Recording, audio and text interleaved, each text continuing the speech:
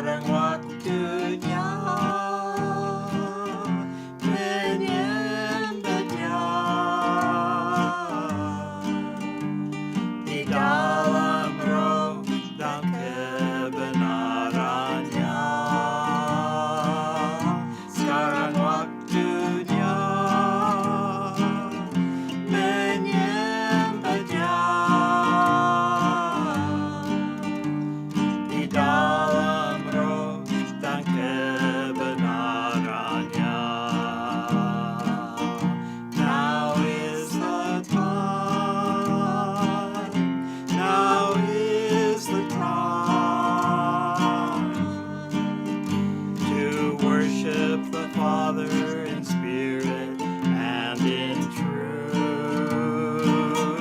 Now is the time, now is the time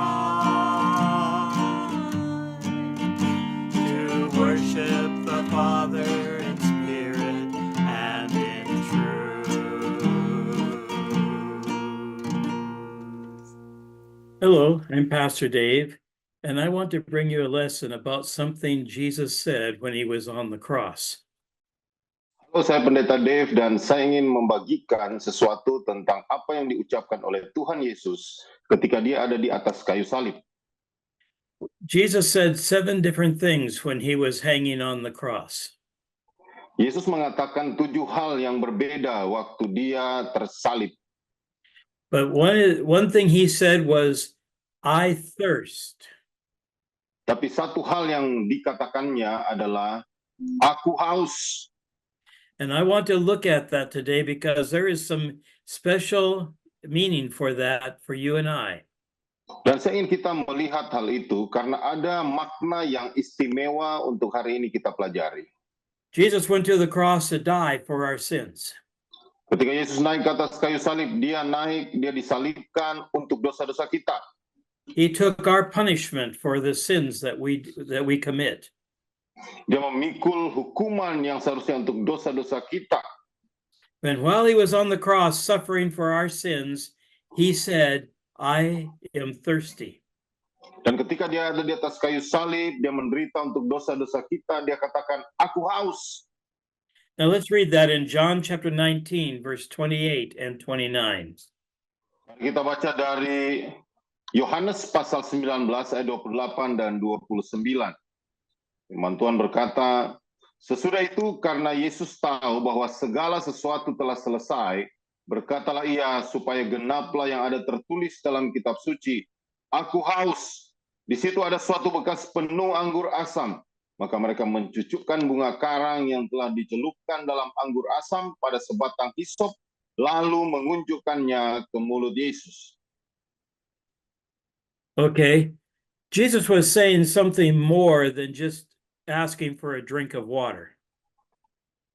Yesus mengucapkan sesuatu yang lebih dari sekedar hanya meminta secangkir air minum. He would be thirsty after all he had suffered. Dia pasti haus pada saat itu karena penderitaan yang cukup lama. He had been beaten and he had lost much blood. Dia begitu dicambuk, dipukul, dan dia kehilangan banyak darah. And we know that he had sweated a lot in the Garden of Eden. Dan kita juga tahu bahwa dia sangat penuh dengan keringat waktu dia ada di Taman Getsemani. And he had not had a drink for many hours.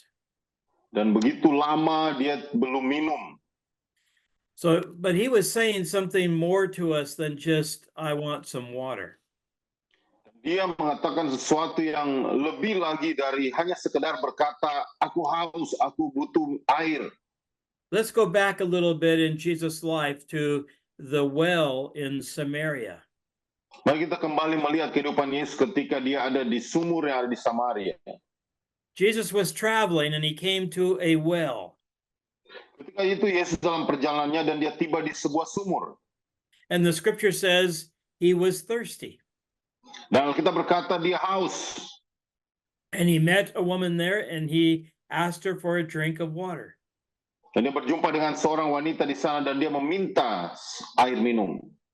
Now, she was a foreigner and she thought, why would he ask me for a drink? Ketika itu mereka adalah orang asing satu dengan yang lain dan perempuan itu bertanya, mengapa orang ini mau minta minum dariku?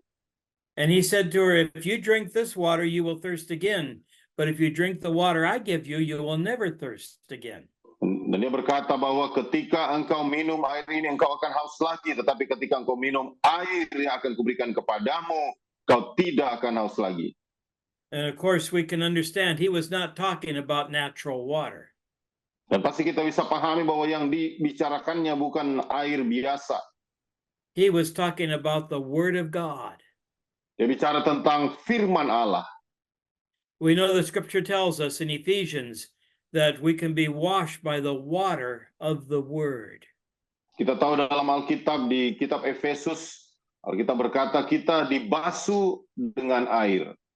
So the Word of God is symbolized by water. Jadi firman Allah disimbolkan sebagai air. And so what Jesus was saying to this woman was, I want to give you the Word and you will never thirst again. Jadi apa yang dikatakan Yesus kepada wanita itu adalah, aku akan berikan kepadamu firman dan engkau tidak akan haus lagi. He was not talking about natural water. Dia tidak bicara tentang air biasa. And we have another story that Jesus told about a rich man and a beggar named Lazarus. Dan kita punya kisah yang lain di mana Yesus bicara tentang seorang kaya dan seorang pengemis yang bernama Lazarus. We know that both of them died and the rich man went into hell. Kita tahu kedua-duanya meninggal dan orang kaya itu masuk ke neraka. But Lazarus trusted God and he went to paradise. Tapi Lazarus dia percaya kepada Allah dan dia masuk ke Firdaus. And while the rich man was in torment in hell, he saw Lazarus. Dan ketika orang kaya itu disiksa di neraka, dia melihat Lazarus. And he said, send Lazarus with just one drop of water. Dan dia berkata, kirimkanlah Lazarus dan setetes air kepadaku. Why did he ask for Lazarus to bring him water? Mengapa dia meminta Lazarus untuk membawakan dia air? Maybe because in life, the rich man had said things against Lazarus. Mungkin dalam kehidupannya, orang kaya ini pernah berkata sesuatu yang tidak baik kepada Lazarus. And so he wanted to share words with Lazarus. Jadi dia mau berbagi perkataan atau firman dengan Lazarus. And he said, oh, I am in torment, send Lazarus. Dan dia berkata, oh saya teraniaya, saya tersiksa. Utuslah Lazarus. Let Lazarus dip his finger in water and touch my tongue. Biarkan Lazarus mencelupkan jarinya ke dalam air dan menyentuhkannya ke lidahku. Now, how much water do you get when you put your finger in the water? Berapa banyak air yang akan Anda dapatkan kalau Anda mencelupkan jarimu ke dalam air? There's just one little drop of water. Apakah hanya setetes air saja? Is that enough to take care of my thirst? Itu cukup untuk memuaskan dahagaku? That's not very much water. Sepertinya tidak ya. I used to live in a desert where it would get very hot. Saya pernah hidup di lingkungan padang gurun di mana begitu panas. And when I wanted a drink, I wanted a lot of water. Dan waktu saya mau minum, saya membutuhkan banyak sekali air. But when you're in hell and there's all that fire, is one drop going to be enough? Tapi ketika engkau ada di neraka dengan api di sekelilingmu, setetes air saja itu terasa cukup. Just one drop on my tongue. Hanya setetes saja di lidahku. That's not very much water. Sepertinya itu tidak cukup ya. What was the rich man saying? Apa sebenarnya yang dikatakan oleh orang kaya itu? He was saying, oh, just one word from God. Dia mengatakan satu firman saja dari Allah. Remember, water represents the word of God. Ingatlah bahwa air itu menggambarkan firman Allah. He was saying, I'm cut off from God. Just give me one word. Dia berkata, aku terputus dengan Allah. Berikan saya satu firman saja. Because in life, he had not said the word of God. Karena dalam kehidupannya dia tidak pernah mengucapkan firman Allah. He had not listened to the word of God. Dia tidak mendengarkan firman Allah. And so he was saying, oh, can I have just one word? Jadi dia berkata, bisakah saya mendapatkan satu firman saja? Just maybe one word of comfort, one word of hope. Mungkin satu firman penghiburan, satu firman pengharapan. But there was no word for him. Tapi tidak ada firman buat dia. And this is what Jesus was saying to us while he was on the cross. Be careful. Inilah yang diucapkan Yesus ketika di atas kayu salib. Berhati-hatilah. Because if you are cut off from God, there is no good word for you. Karena jika engkau terputus dengan Allah, tidak akan ada lagi firman yang baik bagimu. Let us look at the book of Amos, chapter 8 and verse 11. Mari kita membaca dari kitab Amos pasal 8 ayat 11. Firman Tuhan, sesungguhnya waktu akan datang, demikianlah firman Tuhan Allah. Aku akan mengirimkan kelaparan ke negeri ini, bukan kelaparan akan makanan dan bukan kehausan akan air, melainkan akan mendengarkan firman Tuhan. Oh, do you hear what that word said? Dengar baik-baik apa yang dikatakan firman. There is a day coming when we will not have a word from God. Akan tiba harinya di mana kita tidak akan lagi memiliki firman Tuhan. There will be a famine of the word of God. Akan ada kelaparan akan firman Tuhan. There will be food, there will be drink, but there will not be the word from the Lord. Ada makanan dan minuman, tetapi tidak ada lagi firman dari Tuhan. And this is what Jesus was warning us about on the cross. Dan inilah yang diingatkan oleh Yesus kepada kita di atas kayu salib. Another thing that he said was, my God, why have you forsaken me? Hal yang lain dikatakannya adalah, Allahku, Allahku, mengapa engkau meninggalkan aku? There was nothing that came back from God. Tidak ada yang datang dari Allah lagi. Jesus was in torment on the cross, taking your sin and my sin. Yesus dianiaya di atas kayu salib untuk memikul dosamu dan dosaku. And God was not speaking to him. Dan Tuhan Allah tidak berbicara kepadanya. There was no hope. There was no comfort. Tidak ada harapan, tidak ada penghiburan. And Jesus was saying, oh, I thirst. Dan Yesus berkata, oh aku haus. What was he saying to us? Apa sebenarnya dikatakannya kepada kita?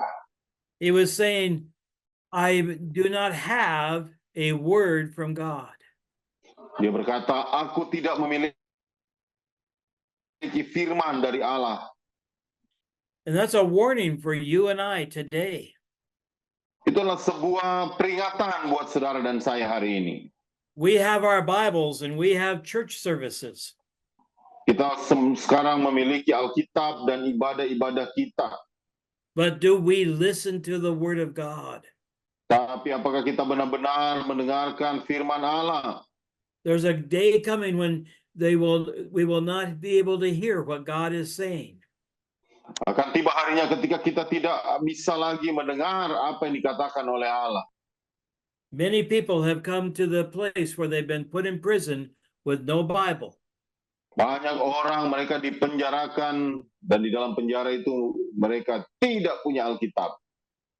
The only word they had was what was already in their mind. Firman yang satu-satunya mereka miliki adalah apa yang sudah ada di dalam pikiran mereka. Do you thirst for the word of God? Apakah engkau haus akan firman Allah? Do you desire to have the word in your heart? Apakah engkau menginginkan firman Allah itu ada di dalam hatimu? Because Jesus was warning us, be careful, there's a day when you may not hear the word of God. Sebab Yesus telah memperingatkan kita, berhati-hatilah. Akan tiba waktunya ketika engkau tidak bisa lagi mendengarkan firman Allah. And that's why it's so important we understand why Jesus went to the cross. Dan itulah sebabnya begitu penting untuk kita memahami mengapa Yesus harus naik ke atas kayu salib. If we believe he died for our sins and ask him into our heart, then we will go to heaven. Ya, kita percaya bahwa dia mati bagi dosa-dosa kita dan meminta dia masuk ke dalam hati kita, maka kita akan ke sorga. And when we go to heaven, we'll be with him forever and have his word with us all the time.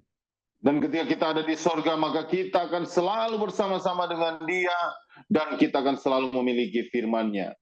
But if you haven't received Jesus as your Savior, you will not go to heaven. Tapi jika engkau tidak menerima Yesus sebagai juru selamatmu, engkau tidak akan masuk ke sorga. We will be cut off from God. Kita akan terpotong hubungan dengan Allah. And that's what Jesus said on the cross. My God, why have you forsaken, or why have you gone away? Makanya Yesus katakan itu di atas kayu salib, Allahku, Allahku, mengapa engkau meninggalkan aku? Mengapa engkau pergi dariku?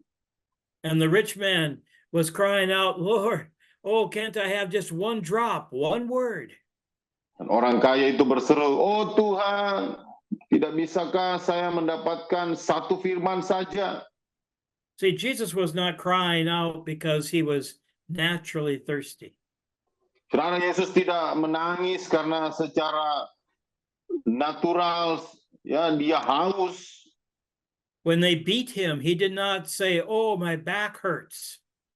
Ketika dia dihantam, dia dicambuk, dia tidak berkata, oh belakangku sakit. When they put the crown of thorns on his head, he didn't say, oh, my head hurts. Ketika ditaruh mahkota duri di atas kepalanya, dia tidak berkata, oh kepalaku sakit. He was warning us, be careful that you hear the word of God. Dia mengingatkan kita dan berkata, berhati-hatilah ketika engkau tidak lagi mendengarkan firman Allah. We need to have the word deep in our hearts so that we will not sin against God. Kita perlu memiliki firman yang dalam di dalam hati kita supaya kita tidak lagi berdosa terhadap Allah. When Jesus was dying on the cross, there were soldiers around him. Ketika Yesus mati di atas kayu salib, maka ada prajurit-prajurit waktu itu bersama-sama dengan dia. And they saw the suffering that he went through. Dan mereka menyaksikan penderitaan yang dialami oleh Yesus. And they heard Jesus say, I am thirsty. Dan mereka mendengar Yesus berkata, aku haus. And we read in Psalm 69, verse 21, they put gall in my food and gave me vinegar for thirst. Kita baca di Mazmur 69 ayat 22 firman Tuhan, bahkan mereka memberi aku makan racun, dan pada waktu aku haus, mereka memberi aku minum anggur asam. Now, when you are thirsty, do you want water or do you want vinegar? Saudara, kalau saudara haus, apakah yang saudara butuhkan itu air atau anggur asam atau cuka? When I want a drink, do I want vinegar? Ketika saya mau minum, apakah yang saya mau minum adalah asam cuka? Vinegar would not taste very good to me. Asam cuka pasti rasanya tidak enak buat saya. Some people like to drink it, I guess, but I do not like it. Beberapa orang mungkin suka minum anggur asam, tetapi saya tidak suka. And it says they gave Jesus some vinegar to drink rather than water. Mungkin mereka mengatakan kepada Yesus, aku mau memberimu anggur asam untuk diminum. Tapi yang dibutuhkan Yesus sebenarnya air. Now, what they did is they put vinegar in a sponge. Mereka lakukan, mereka taruh anggur asam itu di sebuah sponge ya. Mhm. Not even a cup of vinegar, just a little bit in the sponge. Jadi bukan satu cangkir, tapi hanya sedikit saja yang bisa diserap oleh sponge itu. Now, and what they did with it is they did not even let him have the sponge, so they just put it on his face. Dan hanya dicelupkan saja di bibirnya, di wajahnya. This is just a slight taste. It would actually be mocking Jesus. Hanya sedikit saja untuk mengejek Yesus. And this is what Satan will do to us when we turn away from the Word of God. Dan ini akan dilakukan oleh setan ketika kita berbalik dari firman Allah. He will not give us something that is nice. Dia tidak akan memberikan sesuatu yang manis ya kepada kita. He will give us worse things than we know. Dia memberikan hal-hal yang lebih buruk daripada yang kita ketahui. It says they took some hyssop, which was a common weed in Israel. Dikatakan di sana bahwa yang diberikan kepada Yesus adalah hisop, yaitu rumput liar yang biasa ada di Israel. Hyssop was something that anybody could find because it was growing everywhere. Hisop adalah sesuatu yang siapapun bisa temukan karena dia bertumbuh di mana-mana. And if you remember back at the time of the Passover, the people were to use hyssop. Dan kalau saudara ingat di zaman Perjanjian Lama, zaman Paskah, ketika mereka melakukan perayaan Paskah, orang-orang menggunakan hisop. They would take hyssop and dip it in a bowl of blood from the Passover lamb. Mereka ambil hisop dan mencelupkan itu di darah anak domba untuk sebagai anak domba Paskah. And they would put that blood, mark the door on the three sides with that hyssop and the blood. Dan mereka akan tempelkan darah anak domba itu menggunakan hisop itu ke palang pintu mereka. And so even on the cross, Jesus was telling us he was the Passover lamb for our sins. Maka di atas kayu salib, Yesus mengatakan kepada kita bahwa dialah anak domba Paskah untuk dosa-dosa kita. Because the soldiers took the vinegar and the hyssop and gave it to Jesus. Prajurit mengambil anggur asam dan cuka itu dan dengan hisop memberikannya kepada Yesus. And they put it on his face around, just like Israel would put the blood on their doors. Dan ditempelkan di wajahnya, mirip seperti bagaimana orang Israel menempelkan darah anak domba di palang pintu mereka. So Jesus was saying, I'm your Passover lamb. Yesus berkata, akulah anak domba Paskah bagimu. Jesus was saying, I'm the one that can take away your sins. Yesus berkata, akulah yang bisa menyingkirkan dosa-dosamu. So when he said, I thirst, he was saying, be careful that you do not lose the word of God. Jadi ketika dia berkata, aku haus, maksudnya adalah berhati-hatilah, jangan sampai engkau kehilangan firman Allah. But we have to believe in Jesus to receive forgiveness of our sins. Tapi kita harus percaya kepada Yesus untuk bisa menerima pengampunan dosa-dosa kita. If we believe he died for our sins and rose from the dead, we can go to heaven with him. Jadi kita percaya bahwa dia mati atas dosa-dosa kita dan bangkit dari kematian, maka kita bisa masuk surga. And using the hyssop was saying anybody can receive salvation. Dan arti dari menggunakan hisop adalah siapapun bisa menerima keselamatan. You and I can receive Jesus' sacrifice today. Saudara dan saya bisa menerima keselamatan itu hari ini juga. We do not have to go to hell and be cut off from God. Kita tidak perlu masuk ke neraka dan terputus hubungan dengan Allah. We have to cry out and say, Lord, give us your word. Kita harus berseru dan berkata, Tuhan berikanlah kepadaku firman-Mu. Do you thirst for the word of God? Apakah saudara haus akan firman Allah? We have the word right now, but the day is coming when there could be a famine.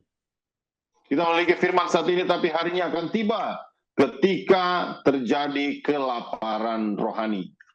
And if we don't have the word of God, what do we have? Dan kalau kita tidak memiliki firman Allah, apakah yang kita miliki? We get the word from Satan, which is not good for us. Kita hanya mendapatkan perkataan-perkataan dari iblis yang pastinya tidak baik buat kita. Do you remember the story of the first man and woman, Adam and Eve? Maka saudara ingat kisah manusia pertama, yaitu Adam dan Hawa. They were in the Garden of Eden, and it was wonderful. Mereka ada di Taman Eden dan itu luar biasa. But Satan came and talked to Eve, Tetapi iblis datang dan berkata kepada Hawa. and he said, "Did God say you can eat of every tree?" Dan dia bertanya, bukankah Allah berkata bahwa engkau bisa makan dari semua pohon itu? And Eve started to talk to Satan. Dan Hawa mulai bicara dengan setan. It is so important what we say with our mouth. Itu penting apa yang kita ucapkan dengan mulut kita. And that is where Eve started to make a mistake. She started to talk to the enemy. Disitulah ketika Hawa mulai membuat kesalahan, dia mulai bicara dengan musuh. And it was a half-truth, which is really no truth. Dan apa yang diucapkan oleh iblis adalah setengah dari kebenaran yang sesungguhnya, bukanlah kebenaran. Yeah. So Eve said, we cannot eat of the tree of life or touch it. Hawa berkata, oh kita tidak bisa makan dari buah pohon pengetahuan yang buah kehidupan karena kita tidak bisa menyentuhnya sekalipun. But God never said that. He only said, do not eat of it. Tapi Yesus tidak pernah berkata, Allah tidak pernah berkata seperti itu. Allah berkata, jangan makan dari buah itu. But Eve added to the word of God. Tetapi apa yang dilakukan oleh Hawa adalah dia menambahkan apa yang dikatakan oleh firman Allah. We need to be careful that we do not change the word of God. Saudara, hati-hati jangan kita mengubah apa yang dikatakan oleh Allah, firman Allah. We need to remember what Jesus says to us Kita harus ingat apa yang dikatakan oleh Yesus kepada kita. and not change what God has said. Dan jangan ubah apa yang diucapkan oleh Allah. If we will thirst for the Lord, we will not fall into sin. Jika kita haus akan Tuhan, maka kita tidak akan jatuh dalam dosa. We will live with him forever in heaven. Kita akan hidup bersamanya untuk selama-lamanya di sorga. And so I just want to challenge you today, thirst for the word of God. Dan saya ingin menantang saudara hari ini, hauslah akan firman Allah. Don't turn away and listen to the devil. Jangan berbalik dan mendengarkan perkataan iblis. And don't even start to talk to him. Dan jangan suka bicara dengan dia. He will only give you poison. He will not give you true life. Yang diberikannya adalah racun, bukanlah kebenaran yang sejati. So thirst for the word of God. Jadi hauslah akan firman Allah. Jesus was not talking about natural water. He was talking about his word. Yesus tidak bicara tentang air secara jasmani, tetapi dia bicara tentang firman-Nya. So I pray that today you will desire to read the word and remember it. Doa saya hari ini engkau merindukan, engkau selalu membaca firman-Nya untuk mengingat firman-Nya. This word is very precious to us. Firman ini begitu berharga bagi kita. So do not turn away from it. Jadi jangan berbalik dari firman-Nya. I pray that you have a wonderful day as you read his word. Aku berdoa supaya saudara memiliki hari yang luar biasa saat engkau membaca firman-Nya. God bless you. Tuhan memberkati saudara. Sekarang waktu